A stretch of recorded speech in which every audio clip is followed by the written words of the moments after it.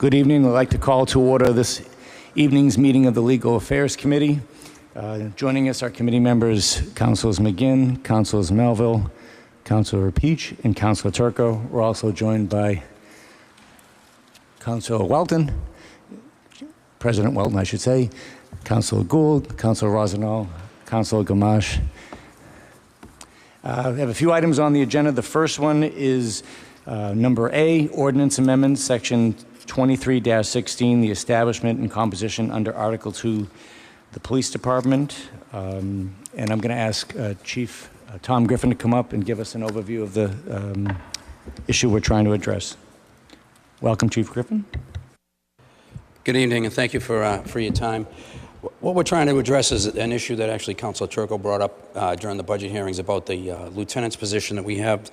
We have two that are vacant right now, and with the way civil service has been working with the promotional exams, we probably won't be able to fill that till January or February. So what we want to do is temporarily increase the ordinance to 16, which will allow us to promote somebody to sergeant, and then we can have one of the senior sergeants working as an officer in charge in the patrol division, and that will ultimately save us probably, I talked to Captain Zawacki today, and he told me that will probably save us about 15 shifts of overtime per month going forward until we can promote a lieutenant permanently into that position. I've had conversations with the sergeants and lieutenants union relative to that, and they're also in favor of this. So essentially, once we do establish a lieutenant's list, somebody will be promoted to lieutenant permanently, and that number will go down from 16 to 15 back where it was as we are today. Thank you, Chief, for that overview. Any questions from the committee members?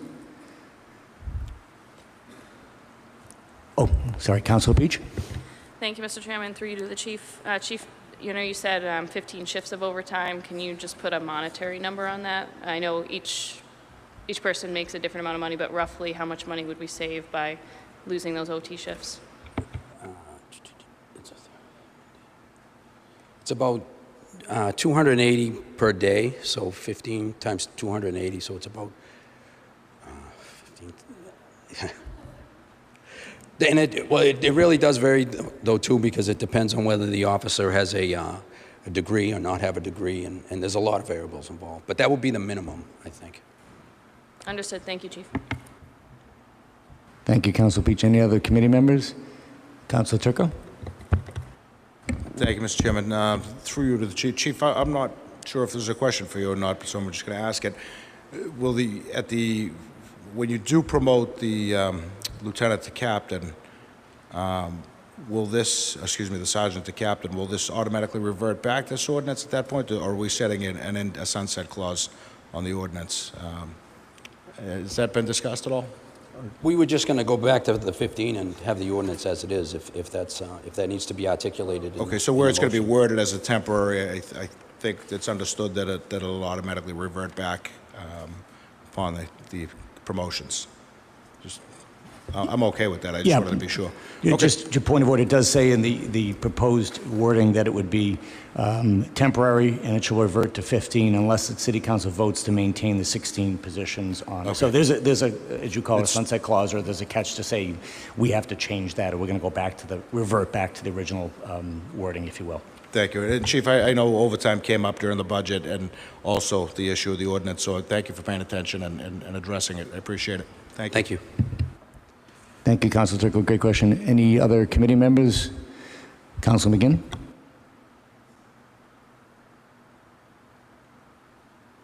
Thank you, Mr. Chairman. Like Councilor Turco, I just wanted to extend my thanks to the Chief for circling back on this issue. There's a lot of stuff that flies around at the budget sessions, and sometimes things get said, and we'll deal with that later. The fact that you actually did it is greatly appreciated. Mr. Chairman, I'd be ready to make the motion unless I know Councilor Turco kind of pushed for this, so if you'd prefer, may I make it as a co-motion with Councilor Turco? That would be fine. I'll take the co-motion, Council.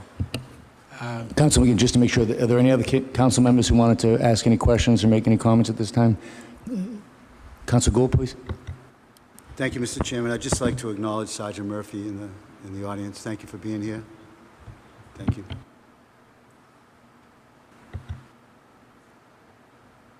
Thank you, Council Gould. Council McGinn, you may proceed. Thank you, Mr. Chairman. Move as follows. Be it ordained that Article 2, Section 23-16 of the City Code of Ordinances, a copy of which is attached as Exhibit A hereto, shall be amended as follows. The number of sergeants shall be increased to from 15 to 16. The following paragraph shall be added to said provision. C, the number of sergeants is authorized in paragraph A shall revert to 15 unless the City Council votes to maintain 16 positions on or before July 1st, 2024. So moved. Thank you, Councilor Turco and Councilor McGinn. You've heard the motion. Any discussion? Hearing none, roll call vote, please. Councilor Turco. Yes. Peach. Yes. Melville. McGinn. Yes. O'Neill. Yes. Motion carries 5-0. Thank you. Thank you, Chief Griffin. Thank you, officers, for coming this evening. Next item on the Mr. agenda Chairman. is discussion. Mr. Chairman. Council Gould? I feel bad. I didn't acknowledge Sergeant Sullivan, along with DJ, Mr. Murphy. I'd like to acknowledge him for being there. Thank you. I'm sorry to interrupt you. No, thank you, Council Gould. It's important we make sure we recognize him. Thank you for coming this evening for your service. Now we'll move on to the second item on the agenda, which is a discussion of the method of construction for the police, the new police station, and its construction management at risk method of project delivery. And purchasing agent Dan Doucette is here this evening to kind of give us an overview of this particular method. And he's here this evening to answer any questions. And certainly Chief Griffin is here if something relates to the new police station, public safety building. So welcome, Mr. Doucette. Thank you, councilors. For the record, Daniel Doucette, City Purchasing Agent. Welcome back. The mayor has submitted to you for consideration tonight the choice of the group that are advising him on the construction of the new building with the assistance of Chief Griffin and a very good group of people who have some experience with some of our other building projects, but that are slightly different ways of doing it than on our MSBA projects. The motion tonight is much simpler than the MSBA requires, but nonetheless, there is a state agency that oversees all this, and that's the Office of the Inspector General. They have responsibility to approve any choice of CM at risk projects for a non-school building. As this is the police station and public safety building, we have a separate path to get the approval for CM at risk, which is the method we're using at the Welch School, which is working very well. And we thought it would be a good recommendation as the advisors to the mayor to make the determination that's in the letter to the council tonight. Be happy with the chief to answer any questions. We're moving at a very good pace. The mayor has also provided in your packet tonight the slide deck that was from the public forum meeting earlier this month, and I hope that gives you, those who weren't there, a good overview of the project to date, and I'll be happy to answer any questions. Thank you, Mr. Doucette. Any committee members have any questions or comments at this time? Any other councilors? Councilor Daigle? Thank you, Mr. Chairman. I just want to say I'm lucky enough to be on the advisory council with a great group of experienced people in different ways for this review. And my layman's terms of this method is that really it allows us to not necessarily go with the lowest bidder, but a good bidder where we're not paying for a lot of change orders and extensions that it might cost us more money, time and money. So I think this is the better route to go based on what I've heard from our team. So thank you for putting it forward, Mayor and Mr. Doucette. Thank you, Councilor Daigle. On that same topic, I just, if you could, Mr. Doucette, just kind of give, Councilor Daigle hit it exactly. I just wanted to, not everyone, I certainly was not aware of the two methods. I've heard them, used before. But I think Councilor Daigle hit it perfectly. In this construction management at risk is that it is all in. Could you just describe the other methodology that's traditionally used, or could be used the design build project methodology, just for, I guess, my edification, anyone else is watching? Thank you. Yeah, for comparison, the middle school was done design bid build. However, in the time since that building was done, the market has changed dramatically. Design bid build, you're locked into a price fixed not only at the level of the general contractor, but down to the trades. You have less flexibility to deal with, for instance, the market conditions that we've had recently relative to supply chain issues, project staffing, and a number of things which Consigli, who was our CM on the Welch School project, helped us as a bigger company to mitigate some of those things on a much less percentage basis than some of the other school projects that are underway. There are, good arguments on both sides, but I think the market today and our experience tells us that though you may pay a little bit more, it's like buying insurance.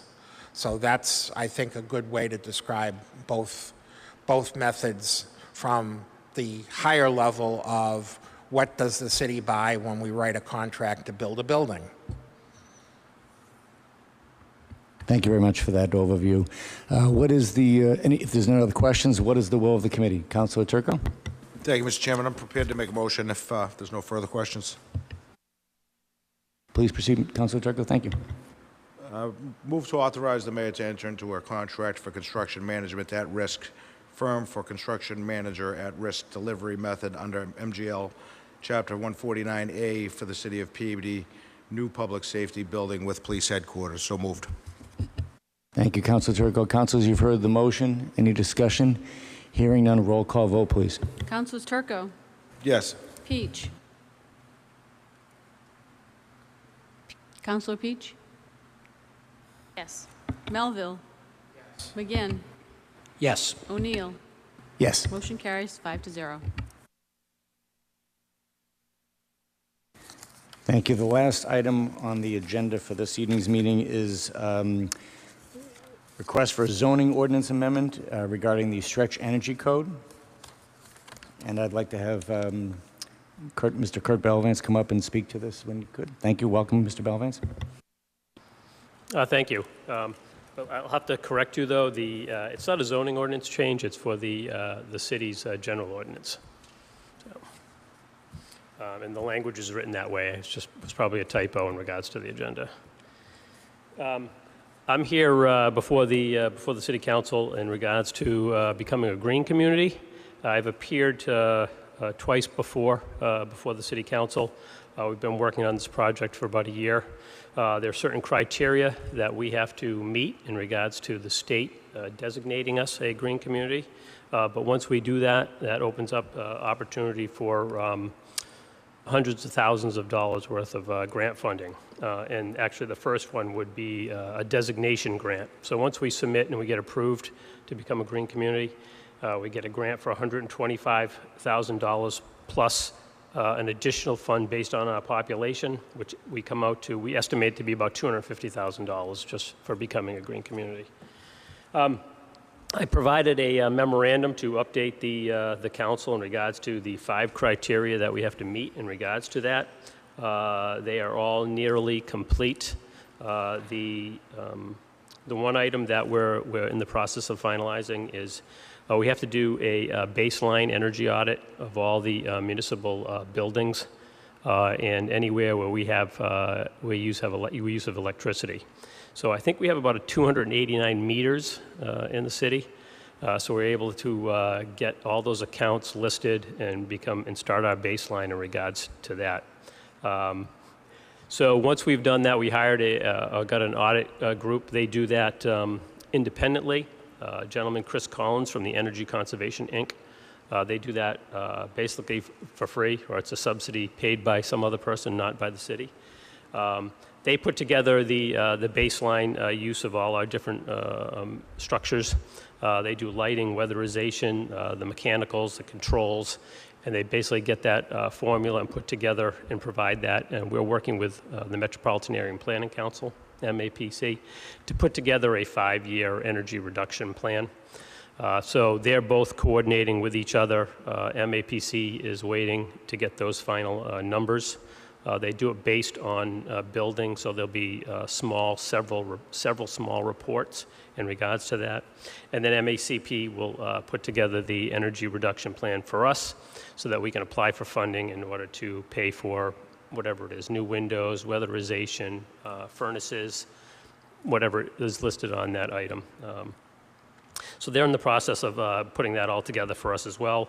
But again, the reason I'm here tonight is the stretch code. So that's the final piece in regards to becoming a green community.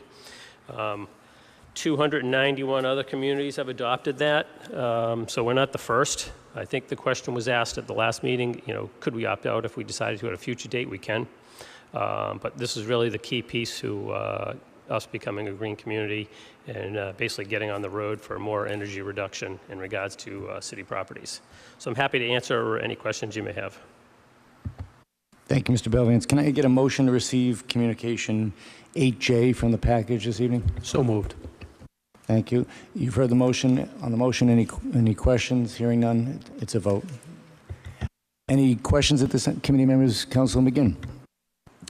Thank you, Mr. Chairman. I think from my perspective, this is very simple.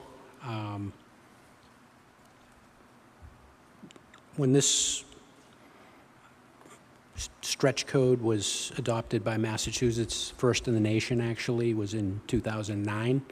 And I think at that point in time, the term stretch made sense.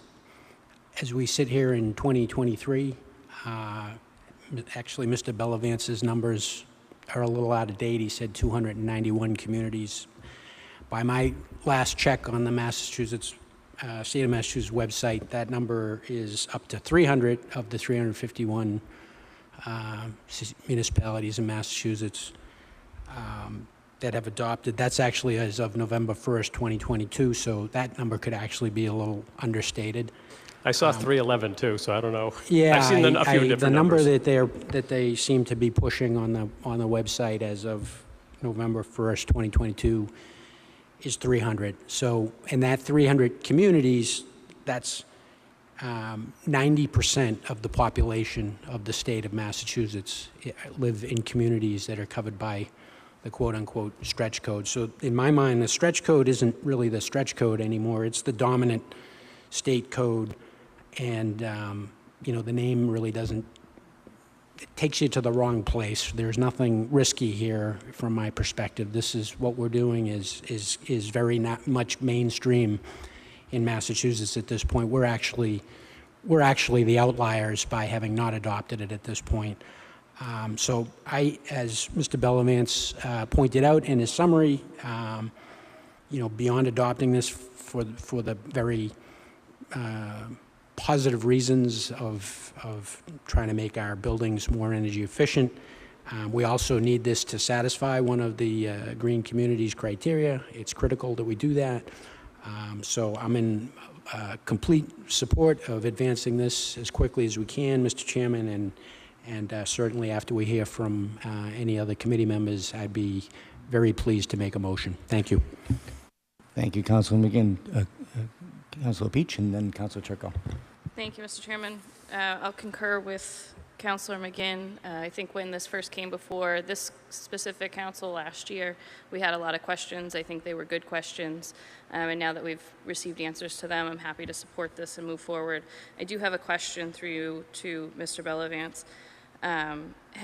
Do you know when the deadline for this year to become a green community is? And if so, are we going to miss that, or do we have a chance to hit it? Yeah, so typically the deadline is in September, but they've moved that to December 29th this year, so there's time for us to be able to submit everything. With the adoption of the stretch code, I estimate that we'll probably submit within a few weeks. So. Thank you. And Mr. Chairman, to follow up on that, if we procedurally, from a council standpoint, and maybe Councilor McGinn can answer this, if we adopt the stretch code tonight, are there any further votes that the council needs to take? Have we already taken a vote to allow community development to move forward with the application? I know we took a vote last year to allow them to explore the application and see what we needed to do, but is there anything holding us from making that vote tonight, should we need to make it? Council Peach, I'll certainly defer to Council McGinn, but we do this, if this vote is, I guess, to the Legal Affairs Committee, if it's given a positive vote this evening, then goes before the council and it's approved by the full council, we would need 10 days for allowing for draft. We'd have to draft and advertise, so it would take 10 days, but I'll defer to Council McGinn for some of the more specifics that I may have obviously missed. Council McGinn? Yeah, no, I think you've got it correct, Mr. Chairman. What's before us tonight is the stretch code, not the balance of the adoption of the green communities. I do believe we're going to need one more subcommittee meeting in energy efficiency to tie that up, to get the correct wording that will authorize community development to make that application. I intend to do that quickly. Mr. Chairman, the receipt that we just took into committee, I would like that to also be received into the ad hoc committee, because that was the means by which I was going to take that next step, get that scheduled, and make sure that we get this buttoned up so that we can get that application submitted. So that's the process that I see playing out. Hopefully one more meeting. And I think one more point, just off the process, just for a minute, just while I have the floor, and back to Mr. Bellavance. I think I was chatting with you the other day about this. In parallel with us hopefully qualifying prior to the extended deadline as a green community, in addition to the adoption money, we would also still be eligible to participate in the fall round of competitive grants. That you were under the impression that was still a possibility, correct? Yes, those are due October 20th. So depending on how quickly we can turn that down, we'll be able to put something before them for that application deadline. Right. So that's the other kind of timing thing that I want to make sure we hit. I don't think we're in any peril of missing that, based on I hope that we're not, based on what I understand to be the facts as we sit here tonight. But there you have it. Thank you. Thank you. Council Peach, any further? Thank you, Mr. Chairman. Thank you, Councilor McGinn. That was my main concern. I did hear that they extended the deadline to the end of the year for this portion, but if we can be ready to have the meeting, or first meeting in September as a subcommittee, and then submit the application so we get status and we can compete in those competitive grants in October. I think that's pretty vital, and the deadline we're all looking for. So just want to make sure we're all on that same page. Thank you. And if I could just add one other thing. The criteria 1 and 2 are based on zoning. So at first we thought we qualified and we weren't sure. We worked with Liz Lastway, the Assistant City Solicitor, and we do qualify for those two, so we shouldn't have to come back for any zoning changes.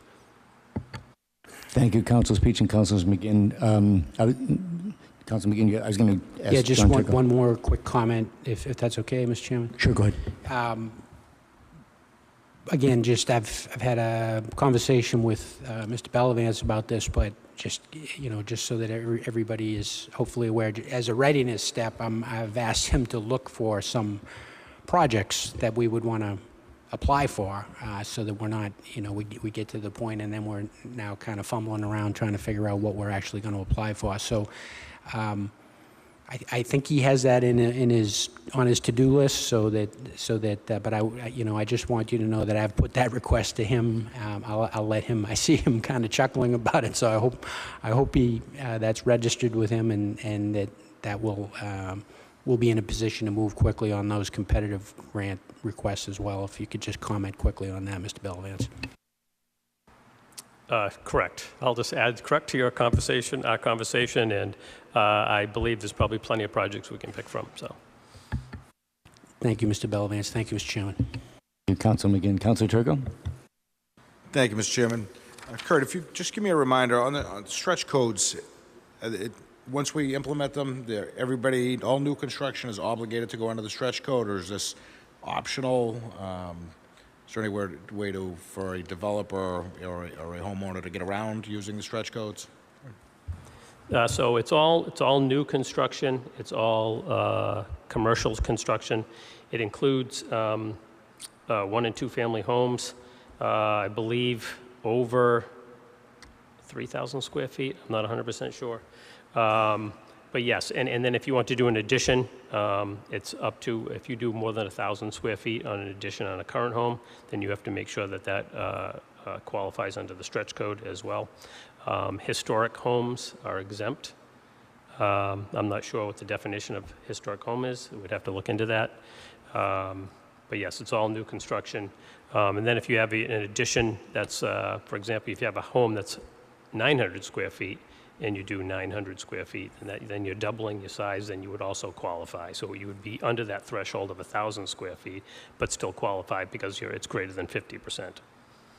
Okay, so that covers homeowners, but none of the developments, the 40B developments, or any larger developments are obligated to follow the stretch code? They would, yes. They would? Yeah. What we're doing is, based on what the state said, they want us to put this in either July 1st or January 1st to take effect. That way that gives them time to train all our inspectors, the building commissioner. Our building commissioner came from Salem. He's pretty familiar with this already.